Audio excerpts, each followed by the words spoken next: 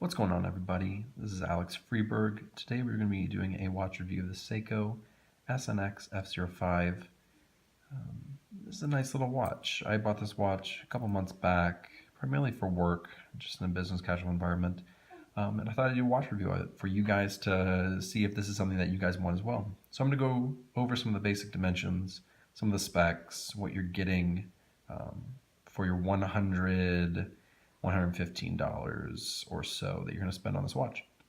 So let's start off with the dimensions. This is a 37 millimeter diameter, 19 millimeter lug width, about 42 lug to lug, and a width of about 11 to 12 millimeters.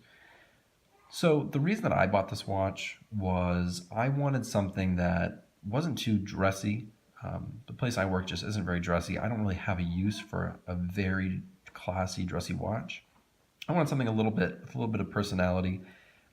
If you look at this dial, it's gorgeous. It has this waffle pattern. It's a little bit off-white. It looks fairly white, but it's almost like a cream, a tan in person. It has a little bit of lume, which I don't really use or care for, but it adds a little character to it. It's an automatic watch. It has Seiko's entry-level 7S26, and that's a workhorse. What can you say? It does what it's supposed to. It doesn't have hacking, doesn't have hand winding, but I don't really need that. The power reserve normally lasts. I'm only getting 24, maybe 30 hours. Some people say they get more, but I'm just not. The movement itself is very accurate. I get plus or minus 10 consistently. I haven't really had anything outside of that. I normally will if I'm wearing this consistently, I'll reset the time maybe once every other week. And so, yeah, it's a great movement. For what you're getting for this price point, it's very good.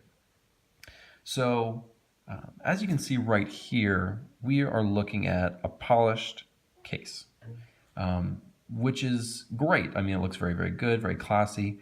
Then you transition up just a little bit, and we have a brushed stainless steel supplied bracelet, which to me was really odd. Look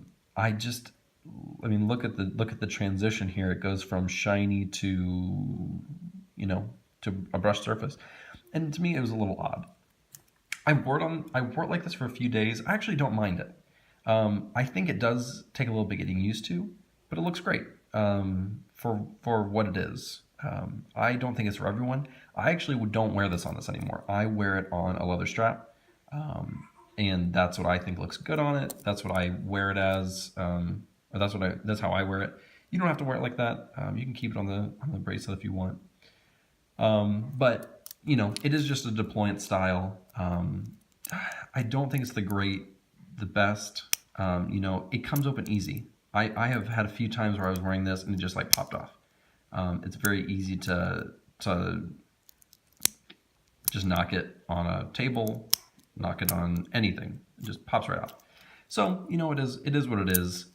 You're also getting the folded links. You're getting hollow end links right here, as you can see. But at this price point, for Seiko at least, that's what you're going to get. You're not going to get anything better. But I don't mind it. I think it looks fairly decent for the price. But the real winner here for me is this dial. It's just gorgeous. And I've never gotten comments on it at work, but the people I work with are not watch people. When I go to talk with my friends who do like watches, or I go out, I have had people who don't know me who comment on it. They're like, "That looks great." And I'm like, "Thank you." They're like, "Where'd you get it?" I say it's a Seiko 5, and they're like, "Wow, that's a great watch." And I'm like, "I know it is," because it's a great value. I picked this one up for about $90. You can probably find it for that. The prices are going up. I see it mostly around $110, $120. If you can get it for around $100, this is a steal. For what it is, you can't, for the Seiko line, you can't get much better. The direct competitors to this watch specifically are going to be the Seiko 800 series, which to me, I don't know. they're just not they're more of a field watch aesthetic that doesn't really go with the way I dress, but a lot of people like that. And then it's the Seiko SNK L23, which is another dressy watch, but it's a black dial, and I just don't really do black dials. So let me pop it on the wrist real quick for you. You can see what it looks like. Excuse my arm hair. Yeah, and that's it. I think it's like really good dimensions. You know, it's not too big, it's not too small. I typically don't go under about 35 millimeter diameter.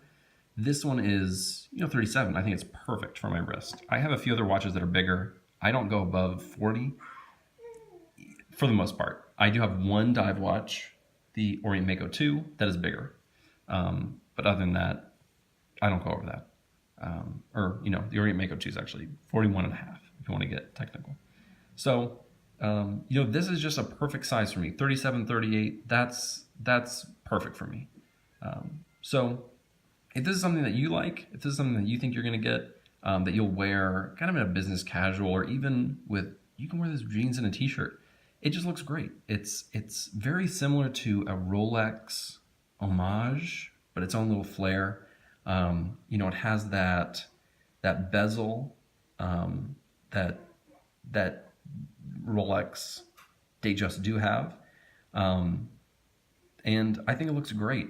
It's a very aesthetically pleasing watch. So, if that's something you're looking for, if you're looking for something that's a little bit dressy, a little bit fun, white dial, this is a fantastic watch, fantastic value.